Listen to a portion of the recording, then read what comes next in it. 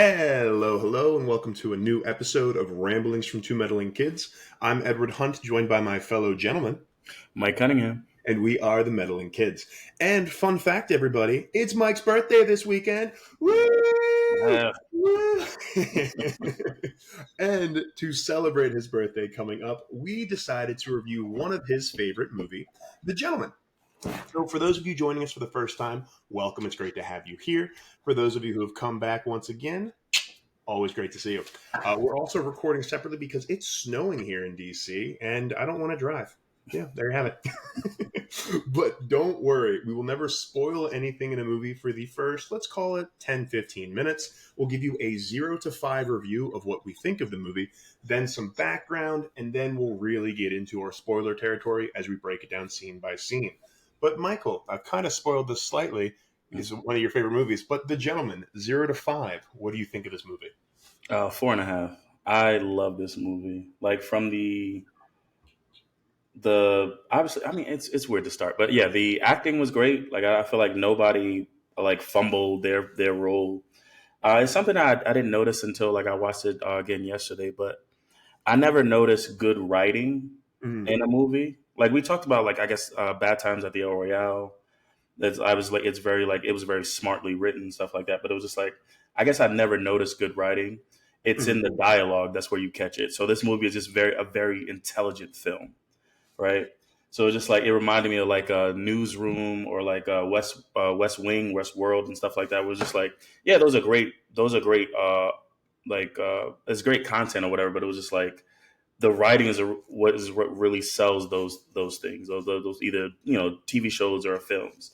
And that's what this movie is. And like I remember literally yesterday sitting there watching it, like, Jesus Christ, this is so intelligent. It was just like, it's literally like playing chess on screen. Like it was just like having somebody sit with a certain dialogue between two characters, and it was just like, there's way more happening here than just what they're saying, type of thing.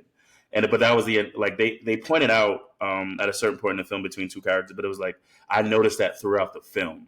It was like there was so much more going on than what meets the eye. And it was, like I said, it was like, it's very rare that I notice good writing, but it's like it peaks out in the dialogue. Yeah. Because you can tell, like I love the same thing like we said with Bad Times at the El Royale. Like, this is not necessarily a linear story, but it was just like, you're not lost. And it's also like I guess a detective or like a neo-noir or something like that, where it's just like revisiting scenes from a different perspective gives you way more of the story. So it was like they did that a bunch in this. I don't know, this, like I said, this movie like made Guy Ritchie like one of my favorite directors back in like 2019, because he did this one, and then shortly after, the next year, he did Wrath of Man with Jason Statham. And I was just like, Jesus Christ, he's 2 for 2. I don't know how he does. That's how short my fucking attention span was. But it was just like, those two movies back to back were just fucking amazing. Obviously, last year he had The Covenant. But it was just like, when he gets into his excuse me, it's the same thing with like Scorsese. Like when they get into their crime drama bag, it was like there's nothing better. Yeah. So it was obviously, before this, he had like Snatch and Rock and Roller and stuff like that. It was just like, when he gets into that London like underground scene in his movies, it was just like, there's nothing better. So it was like, that's really where he shines. And it was like, that's what this movie was. It was a bit of like, because obviously like the protagonist is an American, not necessarily from London, but it was just like the same like vibes. Like, I love the storytelling, the cinematography, the acting was great, and like I said, the writing is something I really wanted to like highlight for this. It was like one of my favorites. It was like, when I thought about like, and it's crazy because it's like I guess it's underground. Like, it's not something I put in a top 10, but it was just like in a very specific category. Maybe it was like by certain directors or about a certain genre. Like, I will put this up there. So like when we asked like what I want to do for like the episode for my birthday, I was like, no, it was a no brainer. I want to do something obscure, like something not like where everybody knew, but also like something that was just like fucking great. So yeah, 4.5 for me. I can sing the praises of this film for the rest of the day. But I really love this film. Nice. I just had so it's a 4.5 because of the fact that I have one gripe with the plot or whatever. Just one little gripe, and we'll get into it. But it's a damn near perfect film for me. Excellent. All right. Yeah. So 4.5 from Mike. That's high praise. Not to be contrarian at all, but I'm giving it a 4 to start with. I think it is a great movie for sure. Yeah, and I definitely think everyone's portrayal is very strong. Like there's no bad acting in this movie at all, and I do completely agree with Mike when Guy Ritchie gets into his seedy underground illegal stuff happening. It's just so good. And yeah, really, I was introduced to Guy Ritchie with Snatch. Like, I mean, what a great movie that was. I remember seeing that when I was like a kid, basically, and it was like, holy crap, it's just good. And this movie, and that's something with Guy Ritchie, I think that's so impressive because he has similar themes and similar concepts in his movies, but all of, especially the London Underground, but they all just feel so unique and original. And I really enjoyed that one for this one. I think for me, one of the standout performances is Charlie Hunman. Mm-hmm. Human is it? Hunnan. Yeah. Hunnan, that's what it. Yeah, Charlie Hunnan. I think he did phenomenal in this the whole Mm-hmm. time. He's the second in command, and you really see a lot of things that he's Did you involved with. ever watch what is it, the fucking Of Sons of Anarchy. Did you ever watch that? I watched the first couple seasons and then I Okay. just put it down for a little bit and I never returned to it, but I need to Honestly, keep. like, rewatching it this yesterday, I was just like, do I need to? Because it was like I do want to see. Like I agree with you. Mhm. Didn't even think about who was the shining. Obviously, McConaughey is a shining light because he's gonna monologue you to death. Yeah, But yeah. Charlie Hunnam is definitely like a shining light in this as well. And it was like I was sitting there watching. It was like I want to see more of him. Yeah, And it was like he's. so. It was like maybe I need to revisit. Or not even revisit. Maybe I need to watch Sons of Anarchy. I But would sorry, say Lauren, I didn't mean to no, cut for you off. sure. No, absolutely. I think Sons of Anarchy, for the record, really solid, and it really shows his acting chops as well. And he is even a more grown up, better actor now than he was in Sons of Anarchy, and Sons of Anarchy was still excellent. So I think for me, he was one of my favorite pieces of this. But then you have like Colin Farrell, and it was really great. Matthew McConaughey obviously is great. I guess from a plot perspective as well, there were a few parts of the plot where it felt not necessarily tacked on, but like a little disjointed. It didn't feel quite as connected with some of it. Unfortunately, and this is nothing with Colin Farrell, he's a phenomenal actor and he did great. But like his storyline in all of this, I think felt a little, like with his boxers, that felt for me a little different when it came out of nowhere. I found, and some of the stuff of like saving the day with them, I was like, okay. But as a whole, yeah, but no, I mean, as a whole with this movie, it's rock solid all the way through. Really enjoy it. We'll get it when we touch in the opening, but that opening hits you like a ton of bricks, and you're like, well, Mm-hmm. now I'm just trying to play catch up, and what the hell is going on? But I want to be in it every step of the way. And again, yeah, pacing was excellent. There was not even an opportunity to be bored by this movie at any point in time. Yeah, very solid movie. I'm giving it a 4 for now, and we'll see and go from there. Yeah, cool. Let's get into some background on this thing. What do we got? Okay, so The Gentleman was released on January 24th, 2020. I don't know. It says it's a 2019 film. It's Mm-hmm. whatever. The runtime is an hour and 53 minutes. The budget was 22 million. The worldwide box office was 115 million, so Nice. did fairly well. Mm-hmm. The Rotten Tomatoes is a 75 for critics, 84 for audience. The genre is action, crime, drama. The director is Guy Ritchie, who, like we said prior, like he directed Lock, Stock, and Two Smoking Barrels, Mm-hmm. Snatch, Revolver, Rock and Roller, The Man from Uncle, and then like he did Aladdin, which was like just out of the fucking box, Okay. and then Wrath of Man and The Covenant from last year. The cast is Matthew McConaughey as Mickey Pearson, Charlie Hunnam as Ray, Michelle Dockerty as Rosalind, Tom Wu as Lord George, sorry, Eddie Marzen as Big Dave, Jeremy Strong as Matthew, Colin Farrell as the coach, Henry Golding as Dry Eye, and Hugh Grant as Fletcher. That's another thing too. Is just like I I hadn't seen much of his films like from the Mhm. early 2000s. Like I know he was like beloved and like there was a charm to him, but it was just like it wasn't until like later in his career where I got introduced to it as this and obviously like Dungeons and Dragons, Mhm. Wonka and stuff like that. But it Who was was just he in like Wonka again? he was the Oompa Loompa. Oh, duh. Yes. Okay, that's why. Because he wasn't like full size Hugh Yeah, Grant. yeah, That's why I yeah. was having trouble placing it. Yes. Yeah. But it was just like I didn't meet him until later in his career. But it was just like Mhm. I'm seeing why Mhm. he grew in popularity in the early 2000s because Yeah. there is a like I hated this character, but I loved his character in this. Mhm. But I think that was the point, and I think Yeah. he really he loved it. Same thing we talked about Chris Hemsworth with Bad Times at the El Royale. Where it was just Mhm. like, if I'm gonna be a bad character, I'm gonna have all of the fucking fun, and I Yeah. think that's why so many actors love playing Mhm. antagonists because I mean, why the fuck not? Like, Yeah. this is the point of this character. And then the tagline is criminal class. that's Okay. uh, You got the around the background African I have. criminal. Cool. Awesome. Thank you so much, Mike. Before we get into our spoiler territory, a quick word from our sponsors. Hey, what's up, everybody? I'm Edward Hunt. I'm on the Just Be team of Compass, and we're all about finding where you're meant to be. So I'm personally located in the DMV. That's DC, Maryland, and Virginia.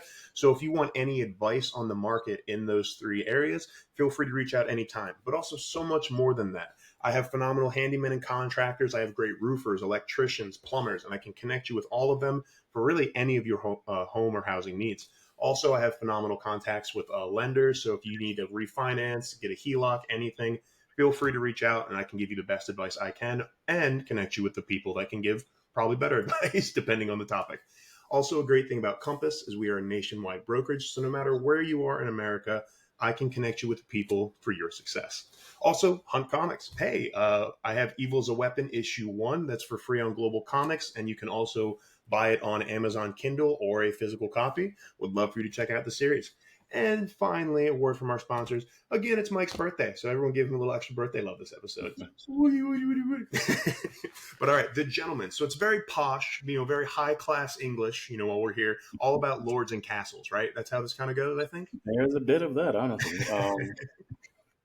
But yeah, so it opens with I mean, your classic McConaughey voiceover. Hmm. I feel like he can't escape the goddamn Lincoln commercials. No, Like, not at all. it's just not getting away. It's who he is. But yeah, so it starts with a voiceover from Mickey Pearson saying like to be the king, you to be the king of the jungle, you not only need to like act like the king, like it's very much like giving this he is the lord of like the land that he pervades type of thing. Mhm. He's like you said, he's very high class. He walks in like he has a driver. His driver is Ray, his kind of second in command. He walks into a bar, orders a fucking what was it like a hard Pickled boiled egg. egg and a beer. It's a pickled egg. It's a very, There, that's right. That's what it large was. And I snack. was just like, ugh, not in my America. Uh, They're actually pretty good. And the pickled egg does a really good job of cutting through the alcohol and stuff. It's a pretty tasty snack when you're you drinking. just science the fuck out of here. Okay? It's a flavor profile, all right? So your tongue can taste five now, fuck with you. But yeah, so yeah, he orders a pickled egg and a beer, and he's sitting there, and he's like, he calls his like I said, there's voiceover about him talking about being like the lion and the like running the jungle type of thing. And then like as he's on the phone with his wife saying like plans for the evening or something like that, a man steps behind him with a gun, and you just hear a gunshot and then blood on the table, Hmm. and And then his it jumps. beard, which was such a good thing. Like seeing that little the blood just go through the beard was Yeah. awesome. Yeah. Yeah, so like then you get the kind of these opening credits. It was just like, which is kind of rare now. It's like very much like I think only like James Bond like movies do it, Yeah. like that like, opening credit scene. But it was like it introduced you to the different characters and all that, and kind of certain moments you'll see in the film, which I feel like not just James Bond, but Mission Impossible does that as well. Hmm. They'll kind of like let you know about what's going on in the film in that opening credit scene. Yeah, and Um, that's like one of the cold opener, that open that they have. Like I love like movies that are set up like this. They just have a more classic feel to them. I think mhm, of like yeah. this is what happened. Holy crap! And now opening credits you have, which is just Mhm, a lot of fun because when you have such a strong scene like that, it's just you're like, oh man, okay, now I'm invested. I want to know everything about it. mhm, And then just this opening scene too is he's talking about the law of the jungle. He's talking about all this, and then he gets shot. From everything we yeah. know, he's like, and he was just talking about being this big badass and everything, and then boom, one to the dome. Nah, son, get out of here. And I was like, I guess no more Matthew McConaughey. Okay, Mhm. sounds good. But yeah, so after the opening credits, we get Ray arriving at his home. Like he turns on the light, he goes to like fix something in the kitchen, and then Fletcher is there in the dark, sitting like a fucking parent that's like watching a teenager sneak in, Yeah. and he says "Buenos tardes, Raimundo" or whatever, and he's been drinking, like so he's like shaking a glass at him, and they're obviously familiar with one another. Hugh Grant plays Fletcher, and he's like, "I want to tell you a story." And Yeah. Ray's immediately like, get the fuck out of my house. Like, what are you doing here? He was like, I want to tell you a story. And he was like, he kind of pushes and pushes and they kind of stare at one another. And then he's like, you'll want to hear this fucking story. Yeah. And then so like Ray goes and sits down and lets Fletcher tell a story. And it was like, I talking about the writing, this is one, the characters are great, but it was just like, I love how they framed Fletcher telling the story of the movie like Yeah. it was a film. Like it was like, because he shows it was like, he basically says that he was hired by Big Dave, who was this editor for a paper in London, to find out, to find some dirt on Mickey Pearson. And the Big Dave was going to pay him $150,000, but he's like, if you pay me 20 mil, I won't give Big Dave what I have. Yeah. And Ray's like, what the fuck? Like, how did you go from 150,000 to 20 mil? And it was like, knowing what I know you're going to want to know. And he was like, I also, he wrote it up in a screenplay called Bush or whatever. And it was just like, that's the framing of how Fletcher is retelling the information that he has to Ray. And I thought that was just so inventive and like just so. I guess we talked about the killer and how like was that Fincher, right? And how basically that was peeking into the mind of a perfectionist or a creator. And in the same way, like you see, what's his name, Guy Ritchie, showing you how he goes about like writing films, and I just thought that was like really cool. Yeah, and I think hopping on that too, and why I think Guy Ritchie is such a great writer and director is a lesser writer or a director who's not as capable as him could do the same thing, and it would come off as cheesy. It would 100% come. Like I saw that, and I was like, this could come off as cheesy, kind of silly, or like take me out of it. In this movie, it makes perfect sense the entire way through, and I was like, no, this is great. I really like that this has that grounding aspect of it too. So I've mad props that it was able to do it well. Yeah. So yeah, he goes. We find out like his he was hired by Big Dave, yada yada yada. And so he starts with the backstory of Mickey Pearson. So like Mickey Pearson grew up in poverty in the States, got a scholarship to a school in London, but he had a more a business mindset. So like instead of like doing his studies, he just sold weed to his very rich classmates. And he found that he just had a knack for selling weed. So he grew his empire. Like he had to get his hands dirty a bit. And you see one of the fucking. I mean, luckily it wasn't shown, but a very violent scene. Like I guess he goes to like some drug dealers, and it was like they're on his territory or something with a fucking machete. And it starts out with like 3 or 4 men in a room, and then it just flashes to a guy bloody on the ground handing Pearson money. And it was like, so you don't know what the fuck happened, but some like shit went down. He chops some people with a machete. Yeah.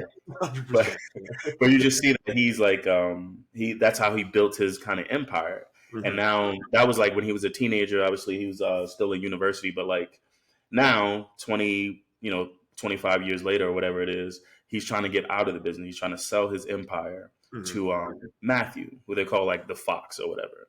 Yeah. Because he realizes that like his reputation isn't that great, so he can't be in the like certain rooms with certain lords and stuff like that in London because of like his upbringing.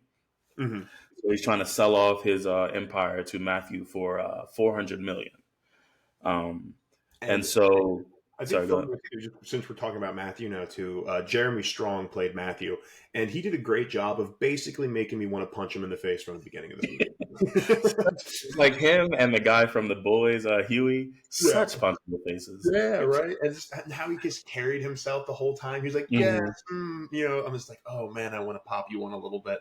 And that's exactly how I think that's how you're supposed to feel about this man. But yeah, so he's trying to sell to Matthew because he's just trying to get out of the business, selling him for $400 million, and then we learn that the reason why, just really quickly, as he's Fletcher's telling all of this. So Fletcher tells the reason why Big Dave, the editor for the tabloid, wants this information on Mickey is because of the fact that at a party where like Mickey kind of like snubbed him, if you will. Like he went to shake his hand and introduce himself, and Mickey was like, "Yeah, I know who you are," and didn't refuse to shake his hand because of the fact that Big Dave had written a story about one of Pearson's friends, so he refused to respect him. And like because Mickey, didn't give a fuck because it was like a lot of people only respect Big Dave because of the fact that he may write something about you in the paper. So they're like, we need to be on this guy's good side, but Mickey doesn't give a fuck. Yeah. And so like he snubbed him in front of all these lords and stuff like that. So like Big Dave was like, I need to get back at him, and I'll pay whatever it costs for this information. And so like then we jump to Mickey showing Matthew like his operation. So we find out that like he once again it's Matthew McConaughey in these monologues. But he's driving through some London estate and he says that nobody can figure out how Michael grows, or sorry, Mickey grows the amount of weed that he does per year without having land or whatever. Like, and he lets you know that he was like, yeah, like London is great and it has a lot of land, but it was like it's owned by the people. So there's no way to secretly do anything because there's like bird watchers and like walking groups and all this stuff. It was like you'll get flagged immediately. Yeah. So what he does, and he's ingenious, is there's all these estates. There's a bunch of like castles, like because of royalty and stuff like that in London. But it was like people inherit things, but when you inherit like estates and all that, you also inherit their debts. Yeah. And then usually people don't get the money. So what he does is he stays abreast of like who's inheriting what, and he's like, look, I'll pay you X amount per year, and if you let me do something on your land or whatever. And it's like they don't care because of the fact that they're in debt, so they need the money.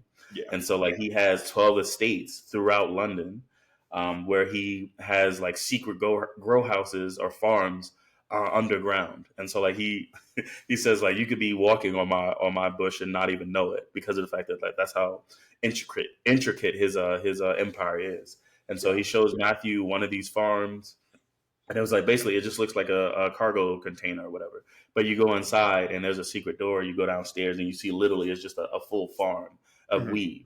And he says he has the best botanist and like technology and all this stuff.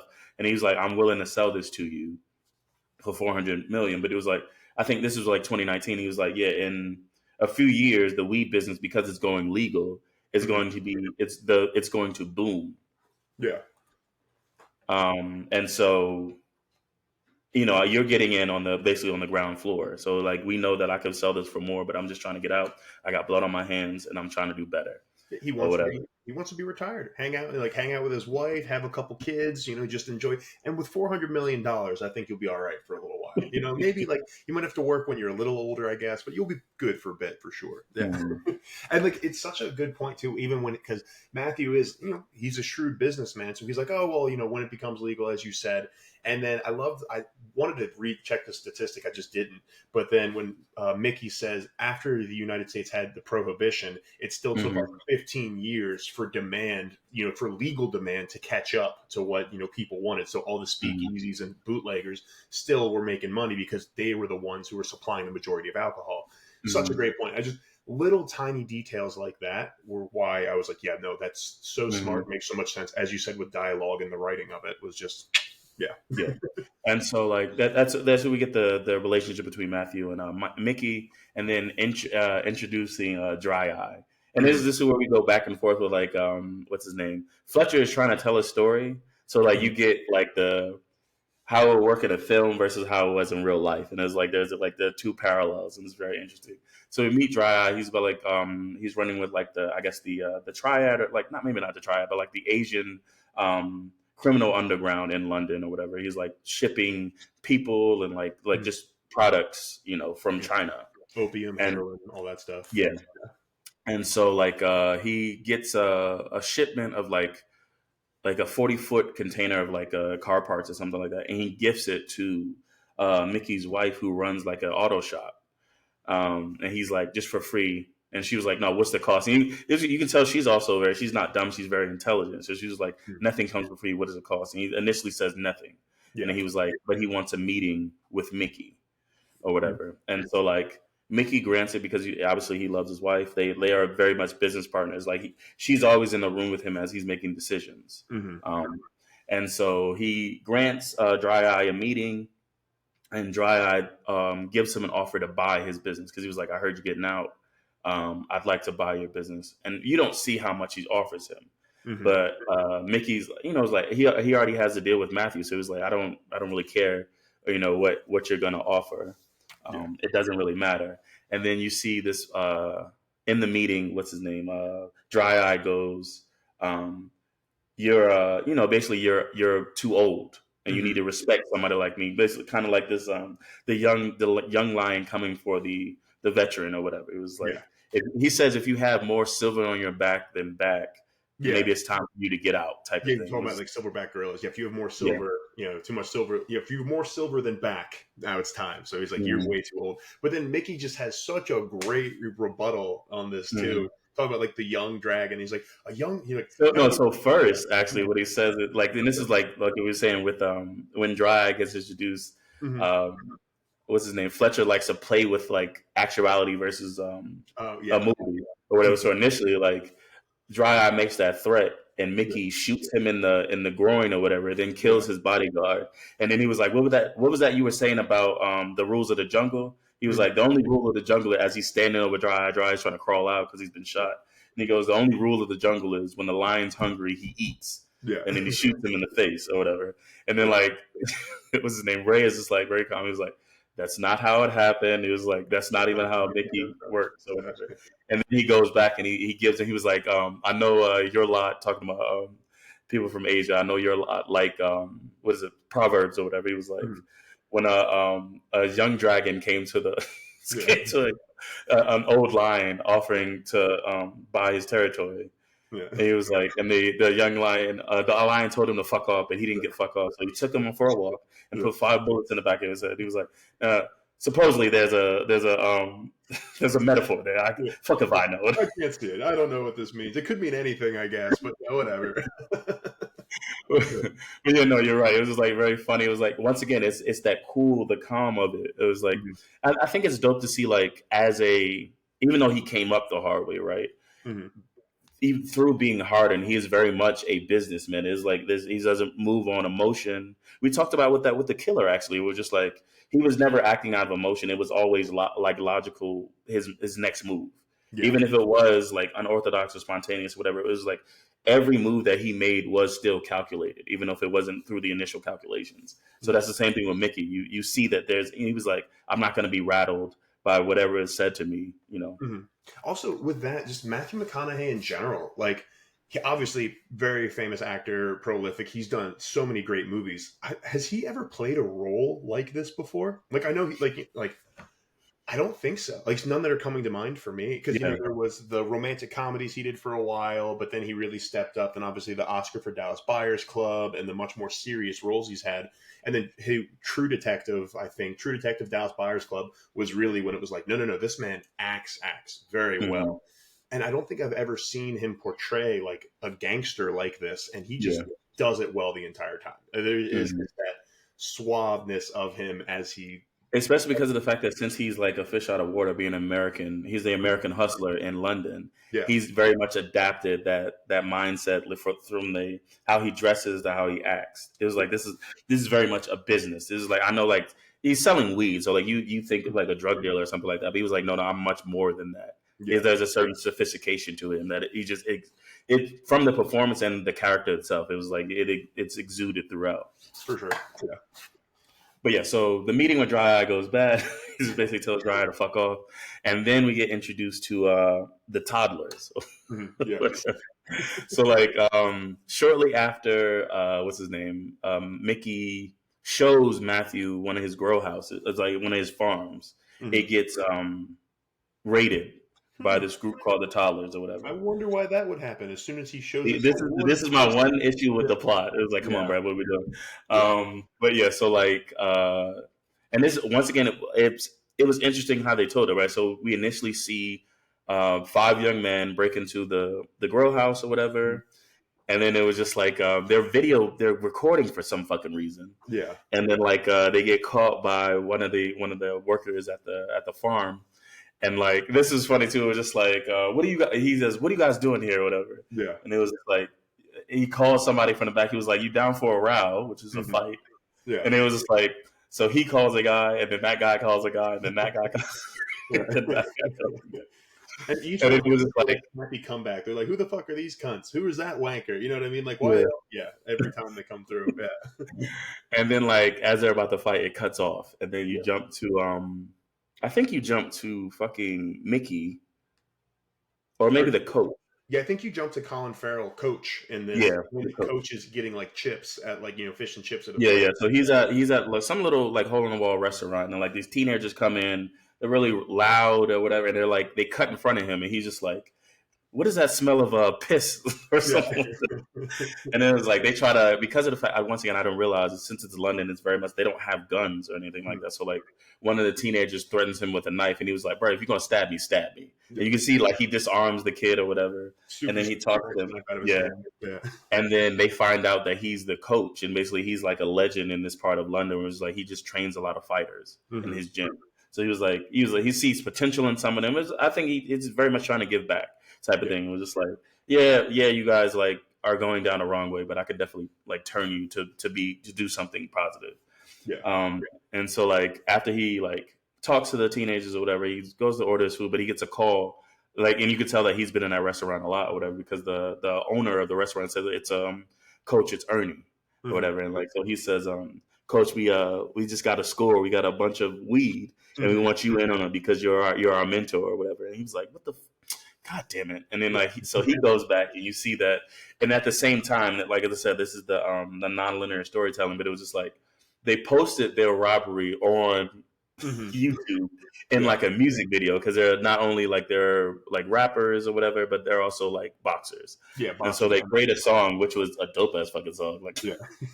So this is what I was talking about though for a little bit. The toddlers. It was a very they're an interesting group of characters for sure, but it did take me out of the movie slightly, I think. Like to like all of a sudden we're in this movie and now I'm like watching them like rapping and go. I was like, it makes sense. I wonder if it just kind of dates the movie a little bit, because that's true. I mean, kids, they still do have all the recording, doing dumb stuff and posting it online. But like I remember like watching that and I was like, I see it, and like you needed some kind of like group or something to take this. But for me, that was like, I think of everything, the toddlers were like the weakest part of this movie for me, going from there. But that's fair. Like I said, I enjoyed it because it was like it to me, it introduced, once again, since I'm not from London, a lot of the times with Guy Ritchie's films, when he gets into the nitty gritty of the underworld, like I get to know, like that, because I assume there's a certain authenticity or certain realness to the story. Obviously, some of it is just like a lot of hyperbole or whatever it is, but it was like I assume there's a certain realness to the world that he's showing, on film. Definitely. So it was like I kind of appreciated that.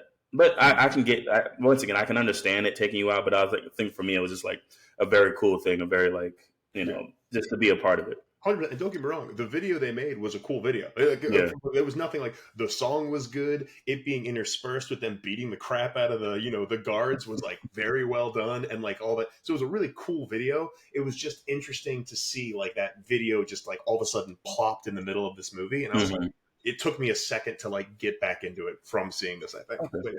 But yeah, so once again, the video. So they're showing Coach the video because they're uploading it, but then also Ray is showing Mickey and Rosalind the video, and it's just basically, like you said, it was like them beating up the guys from Mickey's farm. Yeah, and like initially Rosalind says, "Why are we watching fight porn, Ray?" And Mickey goes, "Because it's fight porn on one of my farms." Yeah. So he's like, it's the first time they've ever been robbed. And like I said, this is what took me out as far as the plot. This is what took me out, right, out of the film. It was just like, that's way too dumb. It's a convenience or whatever. That was just like, would not have been overlooked by somebody like the person that did it, type of thing. Yeah, that's what took me out. It happened at that farm. He just ate Matthew. Yeah. That's what I'm saying. That's why I got a point off. Sorry, I have a point off.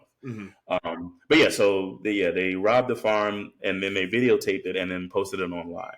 Yeah. Ray shows Mickey, and then they show the Coach, and now Mickey has to close that farm, and he was like, obviously it'll cost a bunch of money, and they also need to. Rosalind says we need to meet with Matthew to like calm him to make sure like the sale still goes through, because they're still he hasn't gotten any of the money yet, and so. He closes that farm, and then he goes to visit Lord Pressfield, who owns another estate where one of his farms is. Because he's friends with, he offers it, like, even though he closes the guy's farm, so he was like, he pays him like $1 million a year or something like that. And he's like, I will miss that million, pounds a year, but it is what it is. Everybody's hit hard. And Mickey, being that they're still friends, he was like, he offers to give him money to fix his roof because it was like that's something that he needed. Yeah. So Well, like yeah, sorry, go ahead. yeah, too. It did kind of feel like, oh, I'm really going to miss that million because I need to fix my roof. And then, like, yes, they're friends, and Mickey wants to keep the connection.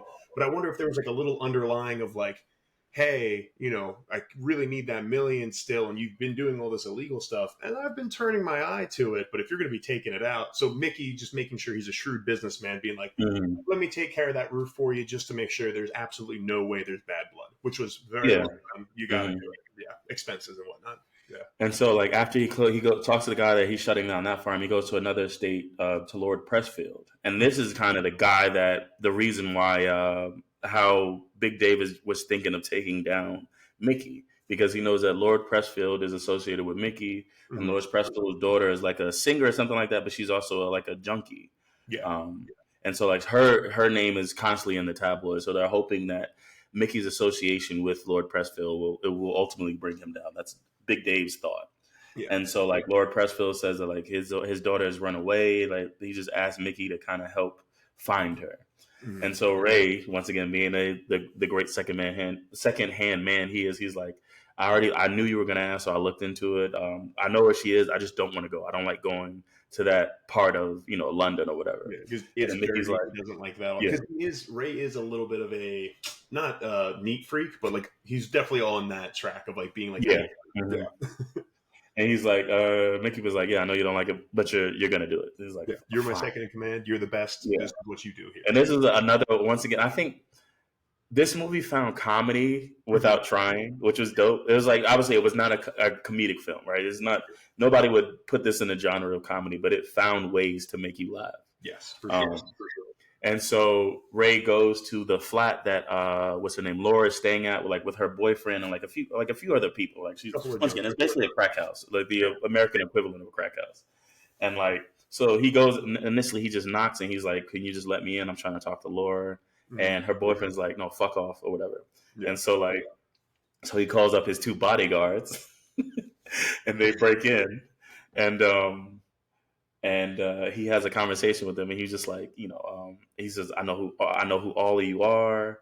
I know that you would like fucking do terrible things for your next hit or whatever. Yeah. As he's like rolling a joint of weed, he was like, I don't even know why y'all do heroin. It was like, when weed is just fine. Like, he's lecturing these kids, and it's very diplomatic. It's not like he didn't go in there like, even though they strong arm their way into the apartment, he's still trying to be diplomatic about her, like Laura coming with him to return home. So while he's in the apartment trying to convince Laura to come home, his driver is downstairs being accosted by like some other teenagers. Apparently, the teen problem in London is just awful because these teens all got knives and they're just going out and like, damn, all right. And so he convinces Laura to come with him, and as they're leaving, her boyfriend like says, "Oh, she's not going with you," and like he touches Ray, and like he gets like knocked down and pushed back. He was like, "Don't you fucking touch me!"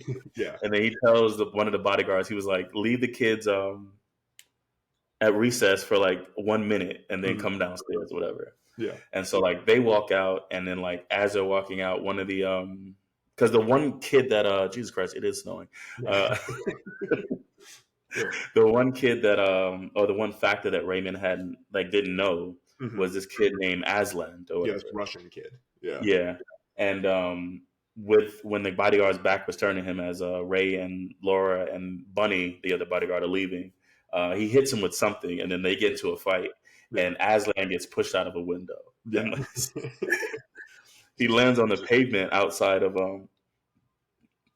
like near the car, and like the teenagers that were fucking bothering the driver start taking photos, and it was fucking. I think this is talking about it being dated or trying to comment on like modern times. It was just like, bro, a body has fallen out of the window, and kids are like teenagers are taking photos of it and with it. You see like a guy taking a fucking selfie with a dead body. I'm like, damn, Christ. And then like fucking Raven has made it downstairs. He sees it, and he's like, we need to get their phones. So it's like 3 separate teenagers with phones, and they all scatter. And like once again, this is the comedy of it. Like Raymond chases the one guy. Yeah.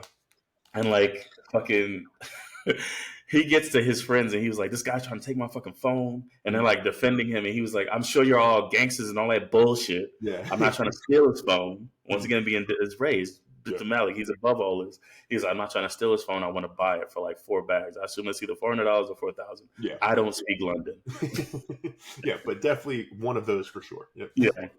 And then they're like, how about you give us that money and fuck off? And he was like, oh, God, I didn't want to do this. And then he pulls out a fucking machine gun, Yeah. fires it in the air, and then he aims at the kid and he was like, put the phone down. And it was like, this is what I love because it's like all his friends ran off because they had a machete, but it was like machete does not beat gun. Nope. And so like he aims the gun at the kid and he tells him to put the phone on the ground. And then he goes, yeah. Which is just so good. Yeah. Yeah, and then like as he's doing that, he gets the phone that the kid left, and then he looks up and like I think it was one of the bodyguards is like holding another kid over the fucking railing to get the phone, and then like Bunny is chasing this kid, the last kid, on a fucking bike, and the kid is like riding the bike through the streets talking shit, and then because he's talking shit, he's not paying attention. He's just fucking Ray opens the car door and it hits him. Yeah, that whole sequence was great. Start to finish. And then what was funny is like as Ray's telling the story back to Mickey because he was like he tells Mickey that Laura Pressfield has been returned home safely. He was like, but there was an incident or whatever. And then Rosin goes, Jesus Christ, a lot of people end up dying around you or something like that. He was like, well, it was more the gravity that did it. It was like, oh, you killed somebody. No, she was like, yeah, you killed somebody. He was like, no, it was the gravity that killed him technically, not me. But yeah, so they retrieve Laura. Anyway, he's just like it's business as usual. And then we see, is this around the time too when Fletcher shows because they got all the phones, but yes, and I think that's what he was saying. It was like that incident is how basically Mickey got a way that Mickey got caught. So like Fletcher was there that day, and he took photos of everything that happened, and then he shows them a picture of Aslan, and at the same time we see he shows pictures of the Russian kid Aslan, and then he goes to the bathroom. And when he's coming back from the bathroom, he sees the 2 bodyguards moving Aslan's dead body because it was like earlier in the night. I think they moved outside, and Ray went to get steaks from a freezer. Mm-hmm. He opens the freezer, gets the steaks, and then you see that there's just a dead body sitting in the freezer. And you don't know who it is at that point. You don't know who it is. Yeah. And then shortly after, what's his name? Fletcher goes to the bathroom. He comes out, and as he's walking back, outside to the backyard, he sees the 2 bodyguards moving this dead body. Yeah. And then Bunny goes, "Do we got a problem, boss?" or whatever to Ray. And then Ray goes, "I don't know. Do we have a problem, Fletcher?" And he was like, "I didn't see anything. Actually, I forgot to wash my hands." Yeah, and there's such a good scene because it is just like they would have killed him in a heartbeat. They're like, if he gives us the go ahead, we're gonna kill this man too because he saw something he shouldn't have. Mm-hmm. And I think this is interesting to see. Like, what's his name? Fletcher knows where he stands in this world, right? It was just like he's not a gangster or anything like that. He's very much a vulture or a rat, but he knows that. He plays into it. Mm-hmm. But he knows what lines to cross, what not to cross. Mm-hmm. But yeah, so sorry. He shows the pits. And then after that scene, they go back outside, and now we jump to the coach. He's been calling around trying to figure out whose weed that the toddler stole because he was like nobody who has this amount of much weed to steal. Because he says it later. He was like, I've done some things that I'm not proud of, but it was just like one of the good things about me is like teaching these boys how to be men, and like training them up to do good. And so like, so he's been calling around, but one of his guys says it was like the only person I could think of was like Mickey Pearson. He was like, but there's no way that's the person they stole from. Yeah. And then he talks to Ernie, like kind of the leader of the toddlers, and he was like, please tell me who you stole from wasn't Mickey Pearson. He was like, are you a mind reader? He calls him a gypsy, but it was like gypsy coach. Yeah. And he's like, fuck, what is god damn it. So like once he finds out that it's Mickey Pearson's weed, he has a meeting with Ray, and he just on behalf of the boys, and he's just like, kids are idiots, they'll be dumb, but like please don't take it out on them, just take it out on me. I'll do whatever it needs to be. I'll return your product. But he was like, I can't return back the the time and like the inconvenience or whatever. Yeah. But it was just like I'll do whatever it takes to so that it just don't hurt my boys. Yeah. And like Ray initially goes is like the product is one thing, but we need to know how the fuck you found out about how the fuck who gave them the information Yeah. about the farm, because it was like that's nobody knows about it. Mhm. And his coach goes, I can do you one better. And this is another one of the the fucking funny scenes. Where it's like he goes to his car and he has Dry Eye's second in command. Mhm. Dry Eye second in command. Fuck or whatever. Like fuck. Yeah. Pahak. This is with the PH or whatever. He has him locked in his trunk and like fucking the guy's like hyperventilating because he has asthma and he was like, I need my inhaler. Yeah. And so like as he's pulling him out, he says, all right, fuck, calm the fuck down. I was like, this writing, man. Colin Farrell's scenes were great too. Yeah, like he was just Colin Farrell's A1.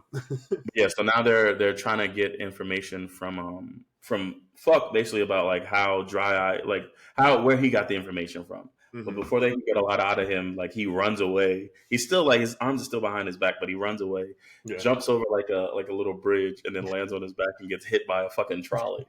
Yes, the train that runs him over too. And then I think that's when Rosalind was like, people sure end up dying around you. It was like, well, I think it was the train that did it. Like, don't put that on me, Ricky Bobby. A lot of people are falling to their deaths around you, for sure, though. Let's point that out, though. Yeah. And so, like, I love that because of the fact that, like, Mickey's wife, Rosalind, wasn't just, just a love interest or anything like that. She was very much, like, even, like, Ray's his second in command, but, like, she's his commander as well. Mm-hmm. Like, he doesn't make any decisions without her type of thing. So, it's just, like, they're having this meeting and they realize it was because Fuck, is Dry Eye's second in command. So like, is Lord George, that's Dry Eye's uncle or whatever. Mm-hmm. It was like, is he trying to make a move on our territory or something like that? And it was like, maybe Dry Eye's, working alone or something like that.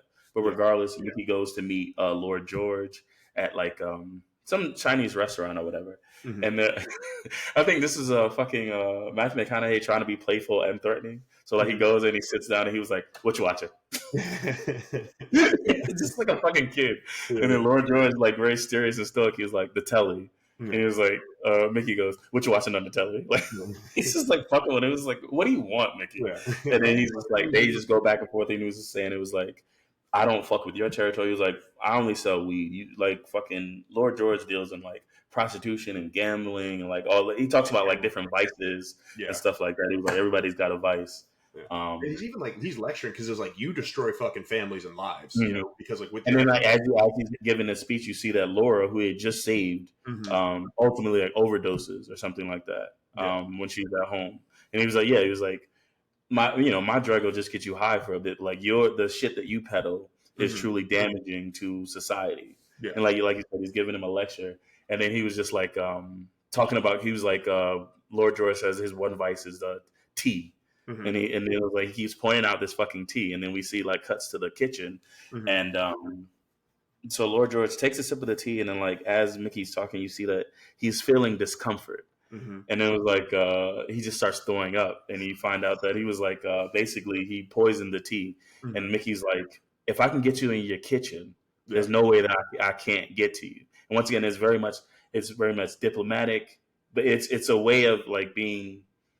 It's very strategic on how he's moving because he could have just came in like guns ablaze or some stupid shit. I think you do see him like burn down one of Lord George's like labs or something like that. But it was like the main thing. It was just like actually confronting because I guess they're not rivals. They're like once again they don't sell the same product, but it was like they are kind of criminals. They're both criminals. Yeah, and they're both in London, same territory. But yeah, Mickey sticks with weed, and then Lord George does all the other stuff. Mm-hmm. But then when Mickey goes, he's like, "But because of what your boy Fohawk and Dry Eye did, you're now in my territory, stepping on that." Yeah. I had to set down one of my labs. I'm doing the same exact thing to you. Yep. Like, here we go. And he's like, as long as it never happens again, we'll probably be all right.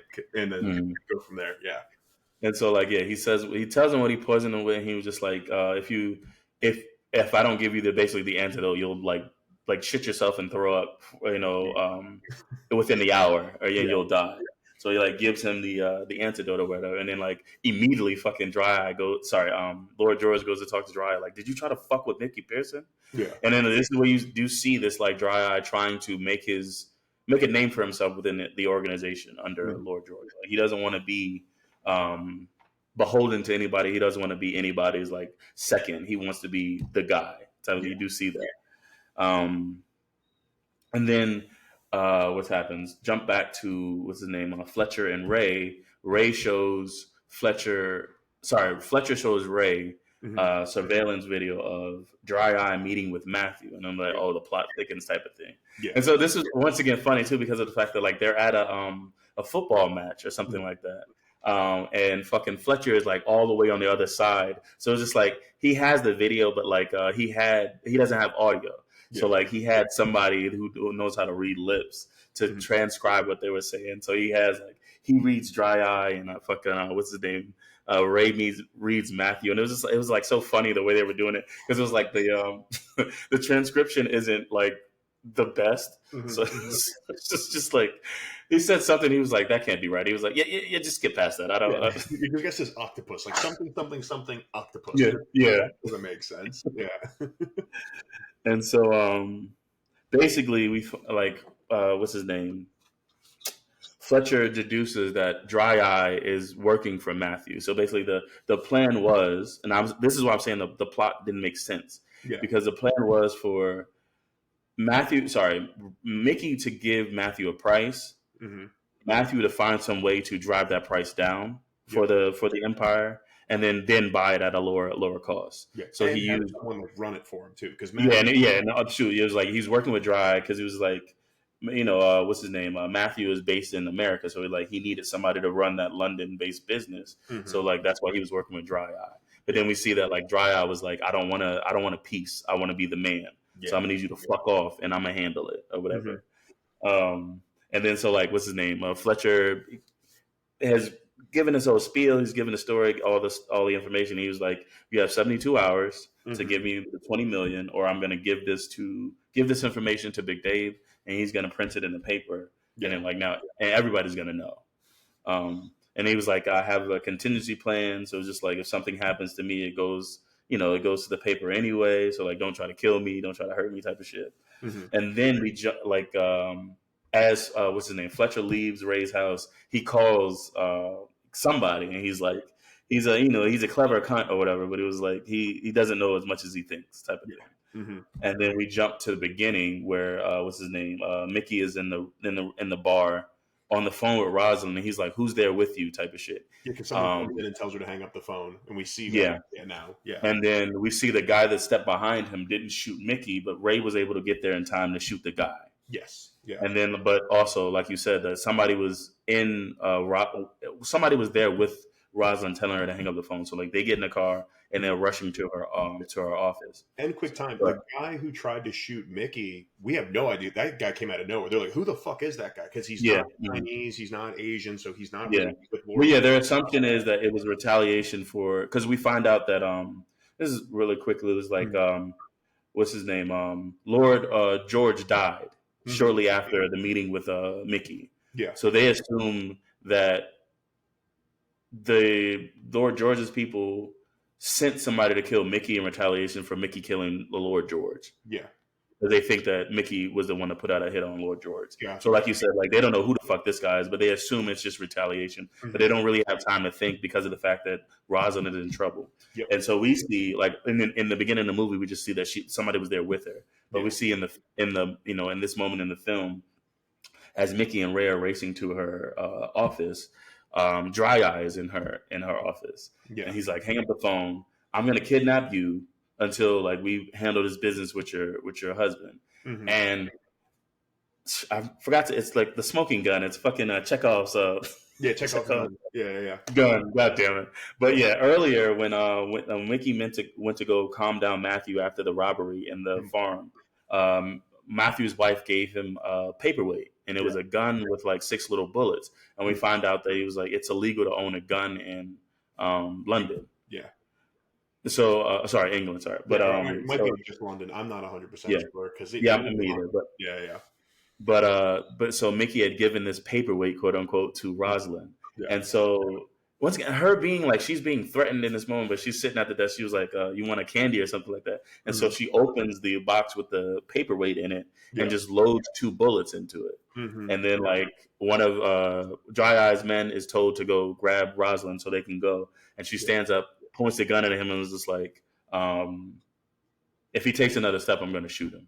And it was like, but then she says the dumbest thing I could think of. She goes, there's only 2 bullets in it, so I'm not going to fuck about and miss. And I was like, why the fuck would you? It's like the equivalent of a homegirl from fucking Doctor Strange and the Multiverse of Madness when Mr. Fantastic was like, Black Bolt could destroy you with a whisper. Why the fuck would you tell her that? What are we doing there? You're just letting them know. You're telling them you're. Why are you playing your cards this close? Yeah. What's happening? Yeah. But she tells him that there's 2 bullets in a gun and she's not going to miss and whatever. So the guy steps up and she shoots him directly in the head. And like he falls out. Then the next guy steps up and she shoots him as well. But then, because what's his name?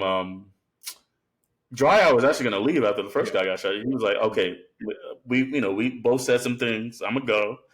But his man goes to pull out a gun on Rosalind, and so she shoots him. Shoots him dead or whatever. And then Dry Eye realizes there was only 2 bullets.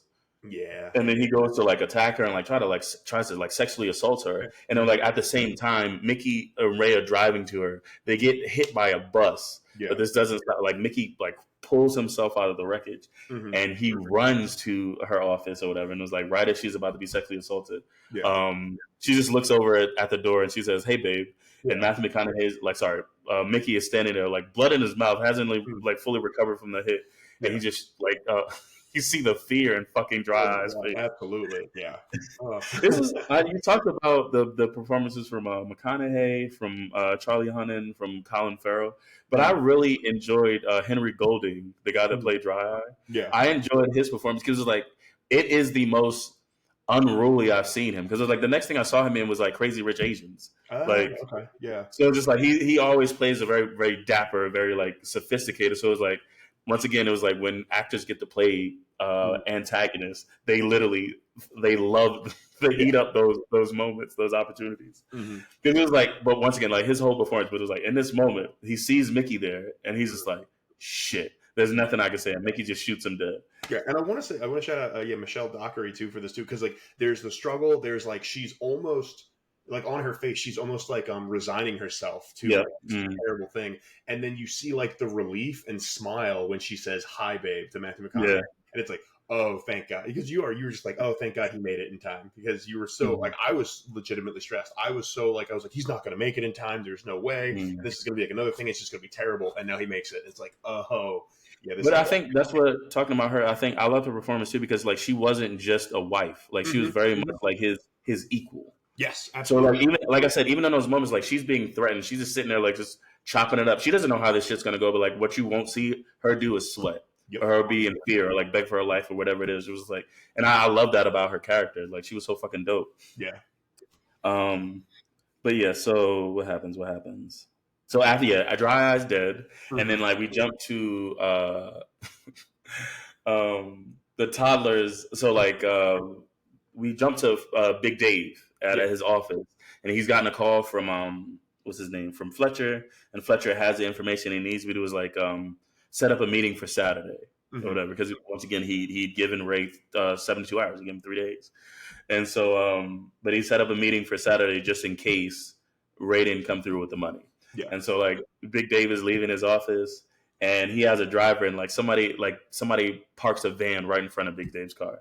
So his driver's like, "Big man, you got to move," and then he was like, "In a second," like, and you see that it's one of the toddlers or whatever. I think his name was Chin. Yeah, I think that was dope about the music video, because it was like you got to meet each of the characters very briefly, but it was very much like you got to know all you needed to know about them. Yeah, and Iron Chin, Ghost, everyone right there. Yeah, that was like cool part. I like Ernie. He was like, because my left hand fast, my right hand sturdy. I was like, oh, God damn it, bars. But yeah, so Big Dave comes out, and he's like, if y'all trying to do something, my driver knows karate. I'm like.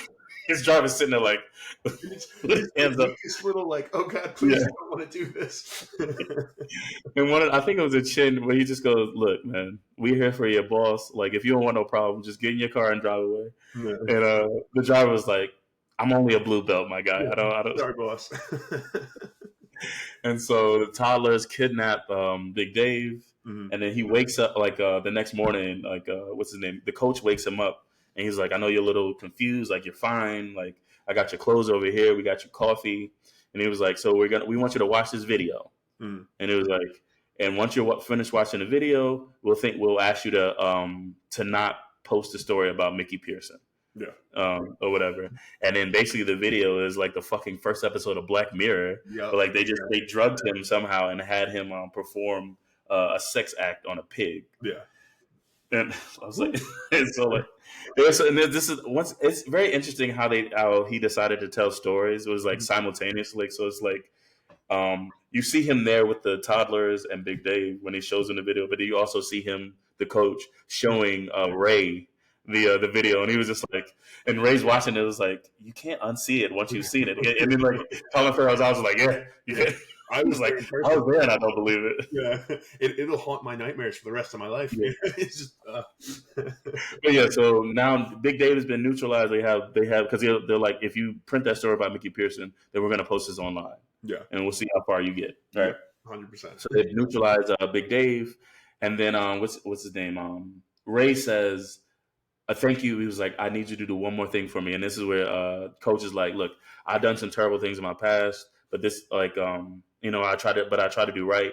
And he was like, this will be the last thing that I do for you. It's or my whatever. third thing for you. It's my third thing, and then I'm out. And then he gets in the car with the Tyler's, and he was like, is everything?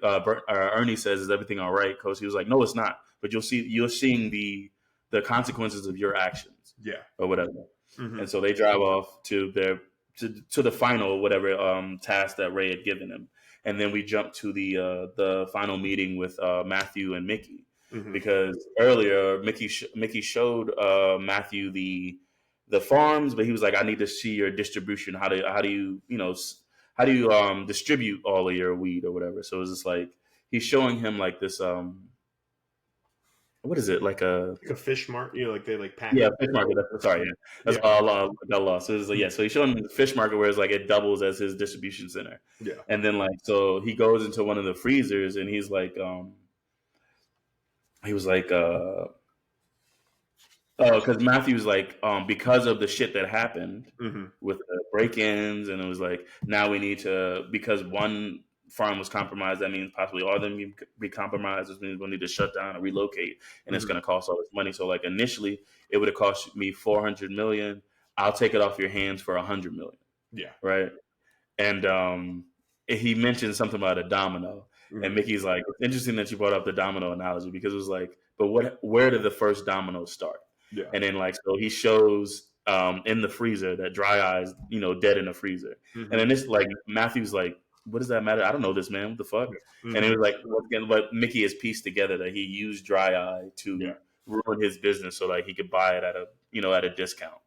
And so like they step out of the freezer, and he's like, don't worry about your bodyguards. They're dead. Like, they found, it's a fish market. They found a place to be. Yeah. Or whatever. So like, you don't worry about them. So he's like, the money doesn't matter to me. He was like, so he forces him to pay him. I can't remember the amount. It was like the 130 million. It was like the difference. The difference of whatever was lost. Yeah. But he was like,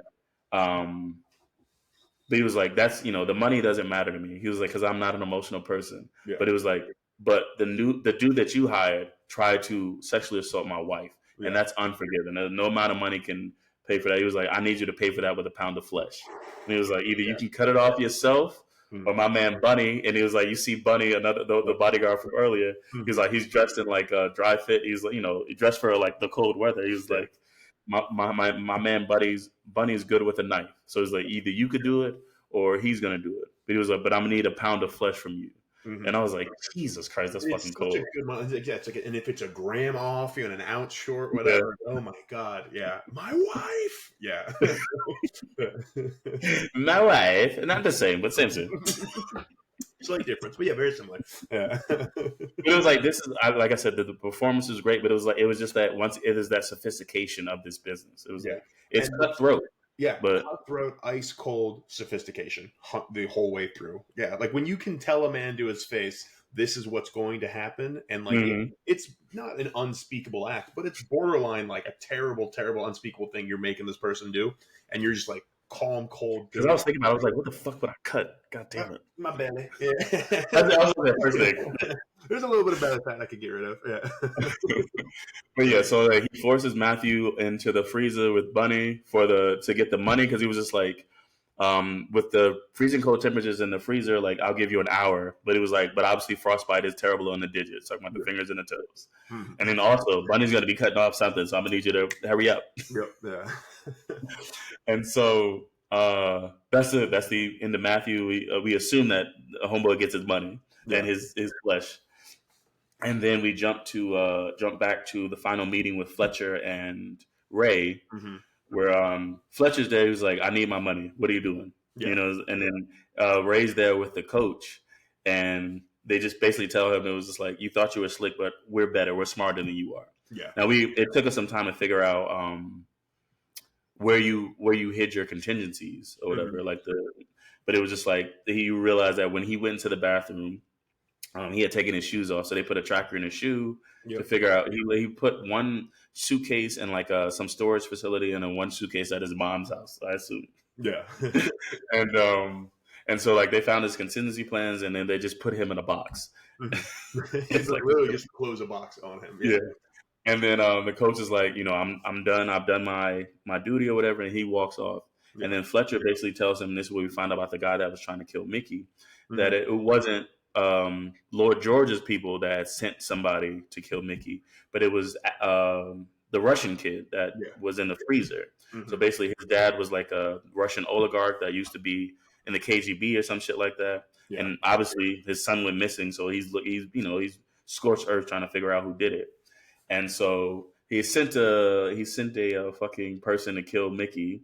That failed. Mm-hmm. And so fucking Fletcher had told them where to find Mickey, and all his people, so they can clean house. Yeah. So there's two guys at Ray's house there to kill him, and then the same they've killed Mickey's driver and like to replace him, so they can kill Mickey as well. So like, in time, like, Ray sends Mickey a text like, "Boss, don't get in the car," but it's already too late. Yeah. And so like, and this is another thing, talking about like people being resigned to their fate. It was like, Mickey is like, there's nothing I could do. The door's locked. They're driving off. Mm-hmm. And then so like, he sends a text, and there's two guys like coming for him. Coach sees this. Mm-hmm. And like, so right before he gets a call from Ernie, like, "Coach, we're gonna solve this for you." Yeah. Which, you dumb fucking, I mean, like, we need it, but like, you dumb fucking toddlers, like, their mentality of like, I know how to solve this problem. We're going to kill Mickey Pearson for you, Coach. I'm like, you learn nothing. You dumb fucks. You learn nothing this entire movie, but thank God they didn't. But yes. Yeah. And so, Coach kills the two Russian guys that came after, Ray. Yeah, and I love it. He puts up the fingers. He's like, "That's 4 times. I'm done. Like, I'm good for you. Leave me alone." Yeah. But because of that, Fletcher escapes or whatever, mm-hmm. And then at the same time, the toddlers see that Mickey's car, and so they just spray it with bullets. Yeah. Now, so that's interesting because of the fact that I didn't see them trying to kill Mickey. I mean, it makes sense. Yeah. Like I said, I just didn't see that. I thought maybe they saw him being kidnapped and were solving the bit. I think you're right. I think it plays 100%. They were just trying to kill Mickey Pearson, and it just was like the comedy of errors that it worked out that they killed the two Russians instead of Mickey when they did that. Yeah. Got it. You're right. I think that makes a lot more sense. You're right. Yeah. And so then we see like they spray the car, but Mickey's you see that the two guys that kidnapped him are dead, mm-hmm. but the back door is open. Yeah. And then it cuts to Fletcher basically telling this story to mm-hmm. some exec at Miramax. Yeah. And he said, and it was like, the guy's like, "I need an ending. What the fuck?" And he was like, no, what you need is a sequel. Yeah. And it was like, "You know my price. I'm going to Los Angeles to shop this story around. So mm-hmm. like, give me a call." And then like, so he leaves Miramax, not studios, but like the offices in London. Yeah. He gets into a cab, and then you see the cab driver says, "Buenos tardes, Fletcher Ramundo," and it's Ray who's found him, and then whatever. And then like initially Fletcher tries to get out of the car, but the door's locked, and it just drives off. And then it jumps to Rosalind coming into Mickey's den saying that they've caught Fletcher. Yeah. Sorry, he's called Fletcher, and it was like, so basically everything's over. Mm-hmm. And then that's the end of the movie. That's the end of the movie. Love it. Also, I mean, probably should have said this in the background. They're making a gentleman's TV show on Netflix too. I did see that. I don't like it. I mean, we'll see. It hasn't come out yet. It's funny. I think because of the fact that I watched it and our devices are listening to us. Yeah. That article did pop up, and I was just like, I don't know. Yeah, I don't know. We'll see. Because I think because you know how I feel about like fucking milking IP. Yeah, I think that's what it is. For sure. Granted, this one was successful, but it wasn't as big, so it's interesting to see why. Like I can see why, like because you said it's either Paramount or Peacock, whatever it is, but it was like obviously they just did the Continental show, right? Because of the success of John Wick. Yeah, that makes sense to me. The same thing they're doing the ballerina movie, like the spinoff to John Wick, but them doing a prequel to this movie, even though I loved it. Yeah, it's interesting to me because of the fact that it wasn't a big big Guy Ritchie film. Yeah. So maybe it's just like that they just love the story, and there is more story to tell versus more money to be made. And the world, like if it's possible, it could be good because this is a very interesting world of here's an American drug dealer that made his way to the top. Here's, a coach that does boxing, how it all goes. So we'll see. I'm a little apprehensive on it too, 100%. Yeah. But yeah, so that is The Gentleman, everybody. Thank you so much for listening. We always like to go back to our original rankings and see if they change. So Mike, you gave it a 4.5 out of 5. What are you thinking? I'm sticking with the 4.5. Like I said, granted, the story with like the plot hole of Matthew having them rob a place that he was just shown doesn't make sense. Yeah. Fucking Rosalind telling Dry-Eye that she had only 2 bullets doesn't make sense. Yeah. And now I didn't even think about it, but the Tyler's trying to murder Mickey Pearson to solve Coach's problem doesn't make. But regardless, I think those things, like all of that, culminates to a 0.5 point off. Otherwise, I love this fucking movie for sure. Like it's maybe they're not few, but it was like it's a short list of films. It was like I could just watch over and over again and still get that same enjoyment. So whatever it is, like this is what, like I said, when I was trying to think of a movie to watch for my birthday episode, I was just like, obviously I can go with the from the AFI's top list of some stupid shit like that, but I was like, no. But something that people don't really know, but I thought was great. Yeah. And cool. This is it. So 4.5 for me. I love this movie. Yeah. And I'm going to stick with my 4 as well, but that's because, we've kind of explained the rankings, but a 4 out of 5 is truly, for me, a very excellent movie. A 4.5 out of 5 is like some of the best movies. A lot of your Oscar winners for best pictures, like the really, really good movies. And then 5s for me are like silly movies that I just love because they're from my childhood, or they just do something for me, like Fifth Element for my birthday. So 4 out of 5, but with the full explanation that this is a great movie. If you like this genre, it's great. And also it's not overly gratuitous in violence, which means I think can also mean it can be approached by many more people. Even though I was about to say, is Guy Ritchie really the gratuitous violence type? I know Scorsese does. Yeah, he gets into that bag. But yeah, that's what I know. Guy Ritchie does a lot of criminal, like I said, criminal. But I don't think he really gets into the gratuitous violence. Exactly. So there's always violence, and there usually will be people dying in Guy Ritchie films. But it does not it's not that hyper violence like Scorsese or Tarantino, for instance. It's like here's a couple dead bodies. Yes, you're going to see a dead body or two in this movie, but they don't like focus on it hardcore like other movies. So 4 to 5 for me. Rock solid movie. Definitely say watch it.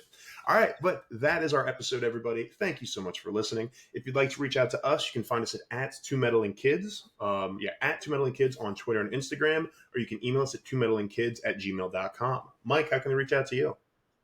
On Instagram at Days from Legendary. And what's your Venmo for your birthday? Just kidding. If you want to bless up. And then if you want to reach out to me, I am at EdHunt77 on Twitter and Instagram. And my Instagram handle for my comics is hunt.comics. We'll be back next week with a brand new episode, y'all. See you soon. Bye.